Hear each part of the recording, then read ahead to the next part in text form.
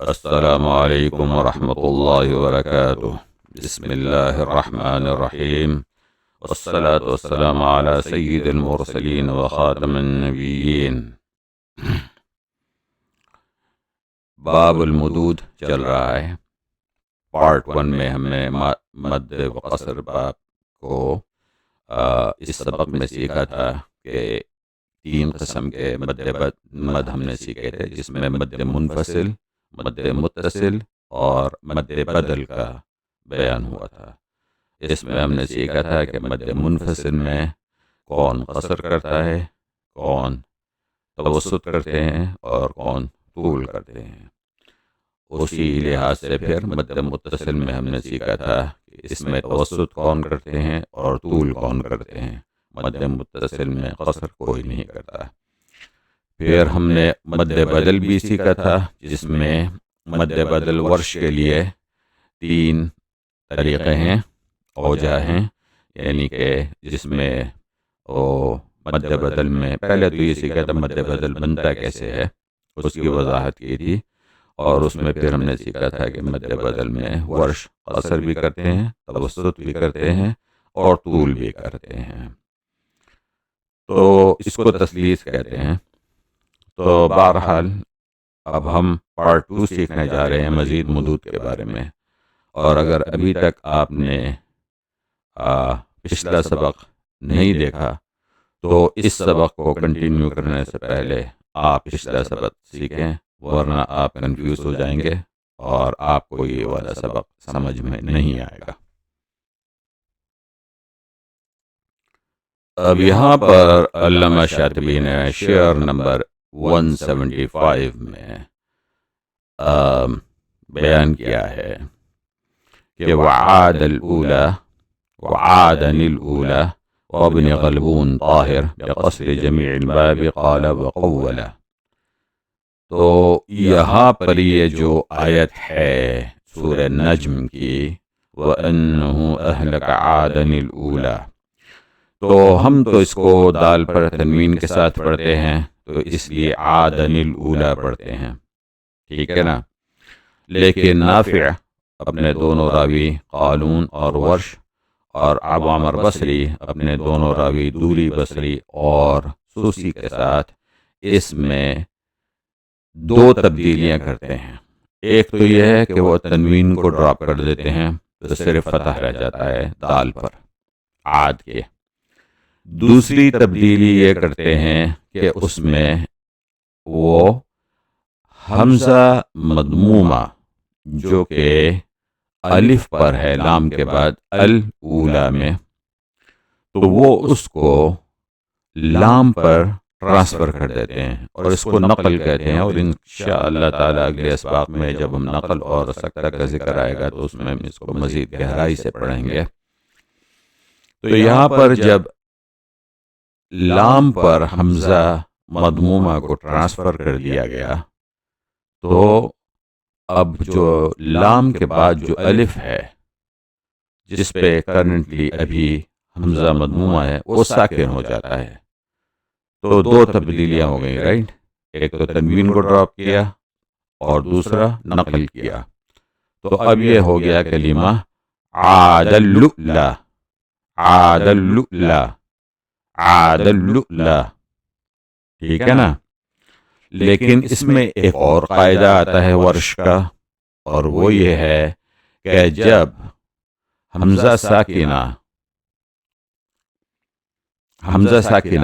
فعل کے میں عین کی پوزیشن پہ آتا ہے تو وہ اس کو ابدال کر کے حذف کر دیتے ہیں حمزہ کو، اور پھر وہ اس کو ابدال کر کے پڑھتے ہیں، جیسے تو یہ ہو گیا، اس طرح پڑھیں گے عاد اللولا، تو قالون پڑھیں گے اس کو عاد اللؤلا، اور ورش پڑھیں گے اس کو عاد اللولا۔ تو آپ نے دیکھا کہ حمزہ ساکنہ کو ابدال کر دیا انہوں نے، تو عاد اللولا۔ تو اب یہاں پر قاعدے کے مطابق قاعدے کے حساب سے یہاں پہ ورش کے لیے تسلیس ہونی چاہیے، کیونکہ تسلیس جو ہے مطلب مد بدل کی جو قصر، توسط اور طول ہے، لیکن یہاں پر یہ مستثنیات میں سے ہے، اور یہاں پر تسلیس نہیں ہوگی، مد بدل میں صرف قصر ہوگا، ٹھیک ہے نا؟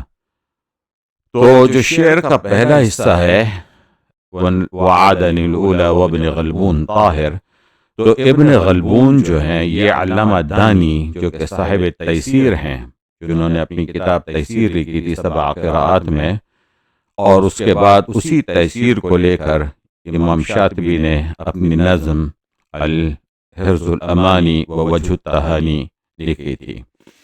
تو ابن غلبون جو ہے علامہ دانی صاحب تیسیر کے اساتذہ میں سے ہیں، اور انہوں نے صرف قصر مروی کیا یہاں پر۔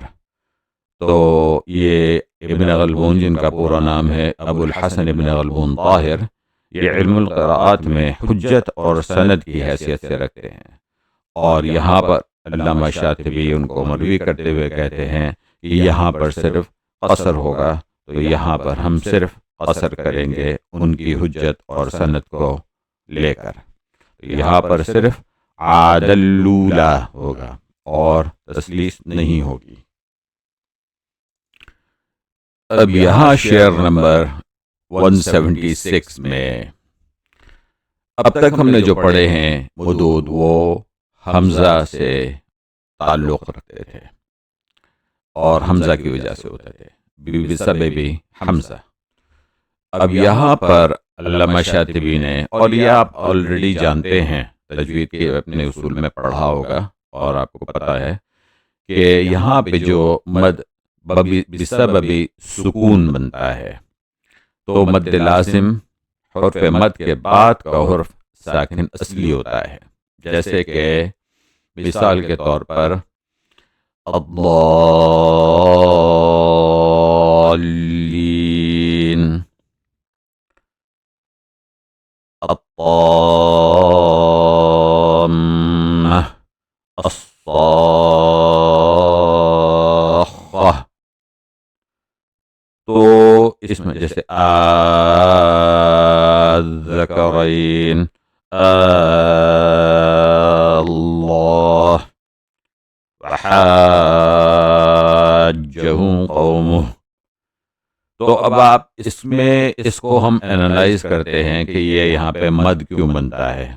یہاں پر اس لیے مد بنتا ہے اور بسبب سکون اس لیے ہے کہ جو الف کے بعد حرف آتا ہے اصلی، جیسے طامہ میں میم، تو اس میم کا پہلا، یہاں 2 میم ہیں، تو یہاں پر اس کا پہلا میم ساکن ہے جو کہ مدغم بنتا ہے، اور اس کے بعد کا دوسرا میم جو ہے متحرک ہے، مفتوحہ، اور یہ مدغم فی ہے، تو اس لحاظ سے یہ الطامہ۔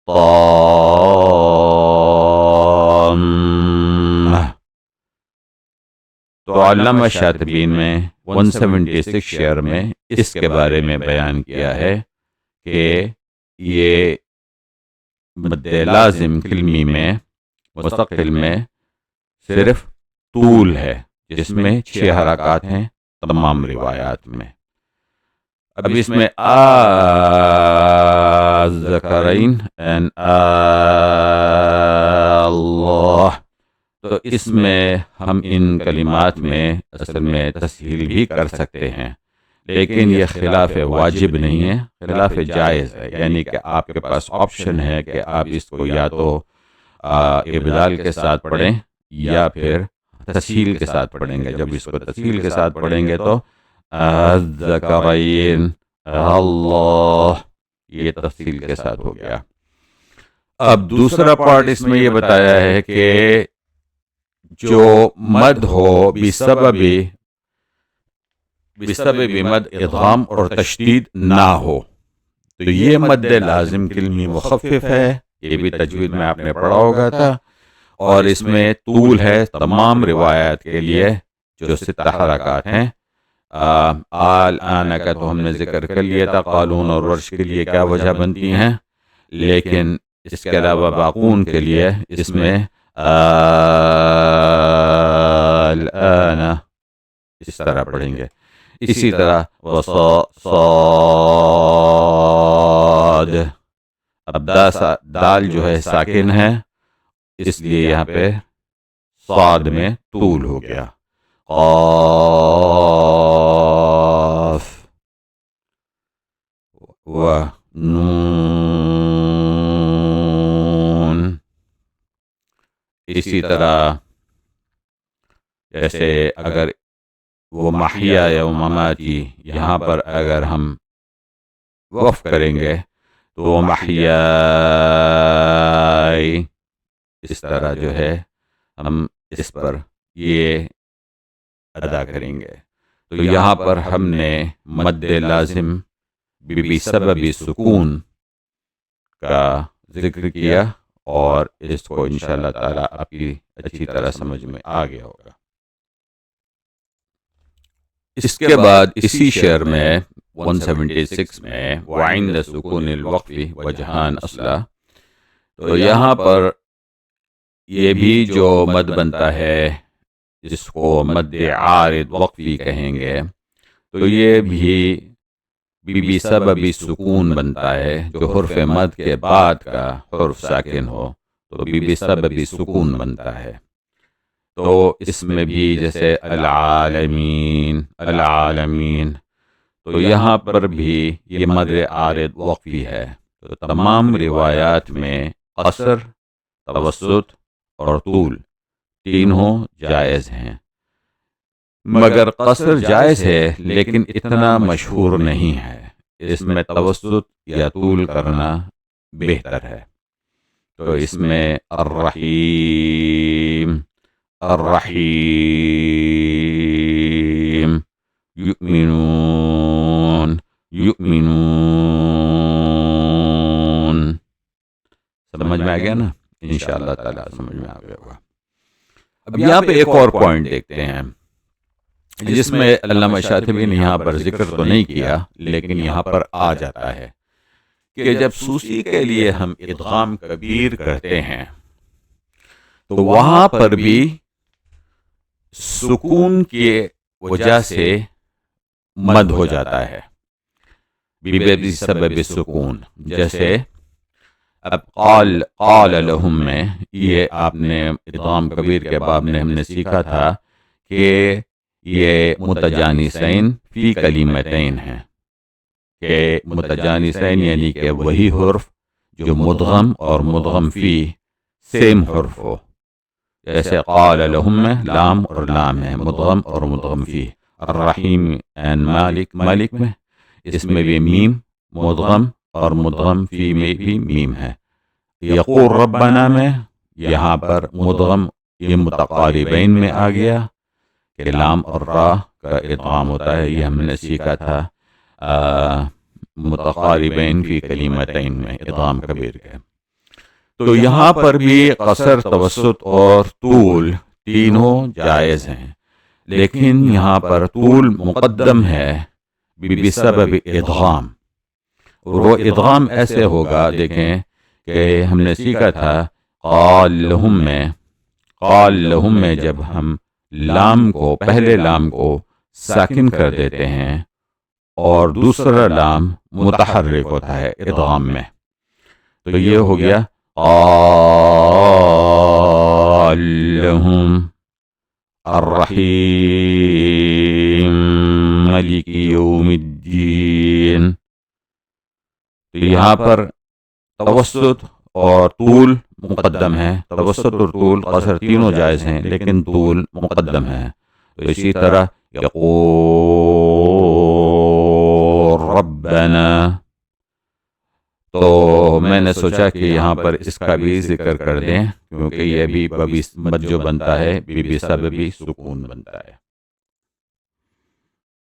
اب یہاں شعر اشعار 177 اور 178 میں علامہ شاطبی نے حروف مقطعات کے بارے میں بتایا ہے. تو یہ بھی مد کی ایک قسم میں ہو گئی. اور یہاں پر بھی جو مد بنتا ہے یہ بسبب سکون بنتا ہے، یعنی کہ ساکن بعد حرف مد. تو آپ دیکھیں جیسے نمبر 2 میں نے یہاں ہائی لائٹ کیا ہے، لام اور میم. تو لام میں الف لام میم، ٹھیک ہے نا. اس کو الگ الگ جب لکھیں تو لام لام، اس کے بعد الف اور میم، اور میم میں میم یا میم، ٹھیک ہے نا. یہ ہو گیا. تو الف کو تو الف پڑھیں گے، ٹھیک ہے، لیکن لام اور میم کے درمیان اب ایک ادغام ہوگا، کیونکہ میم اور میم یہ دونوں ان میں ادغام ہوگا.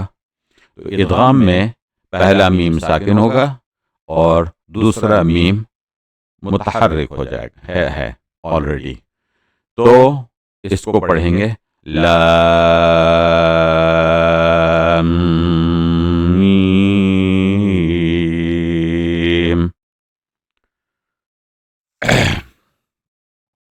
اسی طرح جیسے الف لام را، اب یہاں پر را میں امالہ بھی کرتے ہیں. جو اب را میں جو ہے یہاں پہ علامہ شاطبی نے یہ بھی بتایا ہے کہ یہاں پر صرف را میں الف جو ہوگا اس میں 2 حرکات ہوں گی. لام میں تو 6 حرکات ہوگی، یہ مد لازم ہے، لیکن را میں اور طاہا میں اور طاسین میں اور طاسیم میم میں، الف لام میم را میں یہاں پر تو صرف 2 حرکات ہوں گی. لیکن جب را پہ اور طا پہ روایات میں امالہ بھی ہے، تو جب امالہ بھی کریں گے تو اس کی مقدار 2 حرکات ہوگی. جیسے الف لام ری، تو اس طرح بھی 2 حرکات ہوں گی را پر. یا پھر طیسیم میم، طیسین طیہ. اس طرح سمجھ میں آ گیا ہوگا انشاءاللہ تعالیٰ آپ کی یہ کہ جب طاہا اس میں الف میں مد نہیں ہے، صرف قصر ہے. اور دوسرا یہاں پر یہ بتایا ہے کہ وصل کی صورت میں الف لام میم اللہ لا الہ، یہ سورۃ آل عمران کی پہلی جو آیت ہے، تو اس میں وصل کی صورت میں میم پر قصر ہوگا اور مع فتحہ. تو یہ اس کو الف لام میم اللہ لا الہ الا هو الحی القیوم. تو یہاں پہ یہ آپ کو پتا ہوگا، علم ہوگا آپ کے اس کے بارے میں، حروف مقطعات کے بارے میں تجوید کی کلاس سے، لیکن یہاں پر اس کو تھوڑا مزید وضاحت کر دیا اور ریمائنڈر کرنے کے لیے، تو آگے آسانی ہوگی انشاءاللہ تعالی. اب یہاں پر علامہ شاطبی نے یہ بھی فرمایا ہے کہ جو لین ہوتا ہے، جیسے عین ہوا، اور یہ حروف مقطعات میں جو سورہ شورى میں ہے حامیم عین سین قاف اور کاف یہ یا عین صاد، تو اس عین میں یہ مد لازم عین میں یہ توسط اور طول دونوں جائز ہیں، لیکن طول مقدم ہے. تو یہ بہت سمپل ہے، اس کے بارے میں مزید وضاحت تو نہیں کرنے کی ضرورت پڑے گی. لیکن اب یہاں پر کچھ قراء جو ہے یہاں پر امالہ بھی کریں گے، لیکن ہم اس کا ذکر یہاں پر ابھی نہیں کریں گے. یہاں پر فوکس یہ تھا کہ عین جو بنتا ہے، تو یہ عین کے بعد یا ہے، عین مفتوحہ ہے، تو یہ مد لین بنتا ہے تو یہاں پر توسط اور طول ہے صرف، اور طول مقدم ہے. تو انشاءاللہ تعالیٰ یہ بھی آپ کی سمجھ میں آ گیا ہوگا.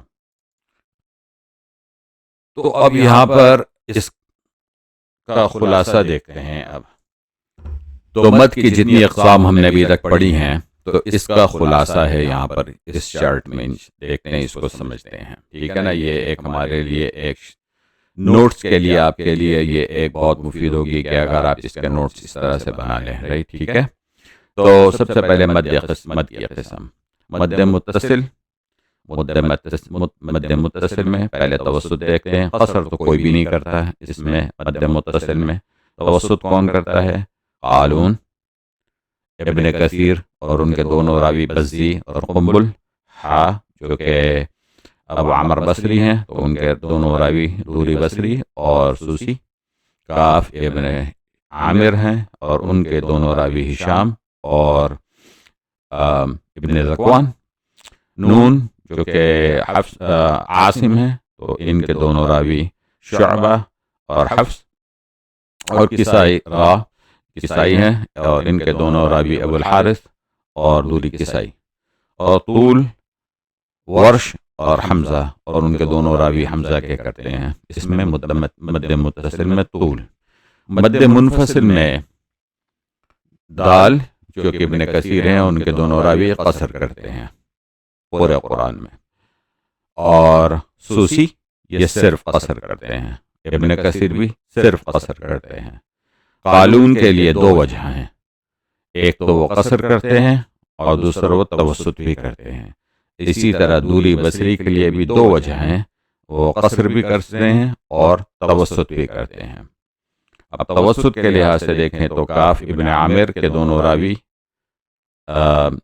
ہشام ابن ذکوان. عاصم کے دونوں راوی شعبہ و حفص. اور کسائی کے دونوں راوی دوری کسائی اور دوری کسائی اور ابو الحارث. اور یہ قالون کی دوسری وجہ اور دوری کی دوسری وجہ ہو گئی. اور مد منفصل میں یہ ورش اور حمزہ صرف طول کرتے ہیں. ٹھیک ہے. مد بدل میں قصر تمام قرہ کرتے ہیں. اس میں کوئی اختلاف نہیں ہے کیونکہ یہ ورش کے لیے پہلی وجہ بن جاتی ہے. توسط ورش کرتے ہیں صرف یہ مد بدل میں کیونکہ وہ تسلیث کرتے ہیں اور تینوں مد پڑھتے ہیں. اور طول بھی صرف ورش کے لیے ہے، جیسے آمنہ آمنہ آمنہ. ٹھیک ہے نا؟ مد عارض وقفی اس میں تمام قصر بھی کرتے ہیں، توسط بھی کرتے ہیں اور طول بھی کرتے ہیں. اس میں کوئی اختلاف نہیں ہے. اور مد لازم میں صرف طول ہے اور تمام قراء اس میں طول کرتے ہیں. تو اس میں بھی کوئی اختلاف نہیں ہے. قصر اور توسط کوئی نہیں کرتا.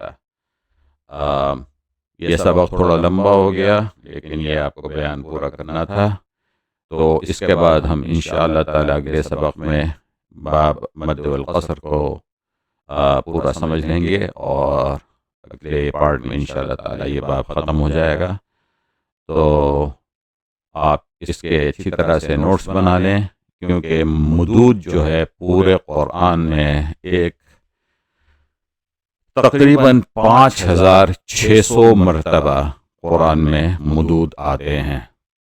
تو مدود ایک بہت امپورٹنٹ سبق ہے یہ تمام روایات پڑھنے کے لیے کیونکہ مدود، اور دوسرا یہ ہے کہ مدود کو مکس کبھی نہیں کرنا چاہیے. یعنی کہ اگر آپ قصر سے پڑھ رہے ہیں تو پورا آپ کی ایک نشست میں بیٹھ کر آپ سمجھیں ایک جز پڑھ رہے ہیں یا ایک آدھا جز پڑھ رہے ہیں تو اس میں جو مد آپ نے چوز کیا ہے نا تو آپ اسی مد سے پڑھیں کنسسٹنٹلی. مد کو اس میں مکس نہ کریں. یعنی قصر سے پڑھ رہے ہیں تو قصر کے ساتھ پھر کبھی طول توسط یا کبھی قصر اس طرح نہ کریں. اس کو ایک ہی کنسسٹنٹ پڑھے اس مقدار سے پڑھیں ایک سیٹنگ میں. وبارک اللہ لکم وجزاکم اللہ خیر والسلام علیکم ورحمۃ اللہ وبرکاتہ.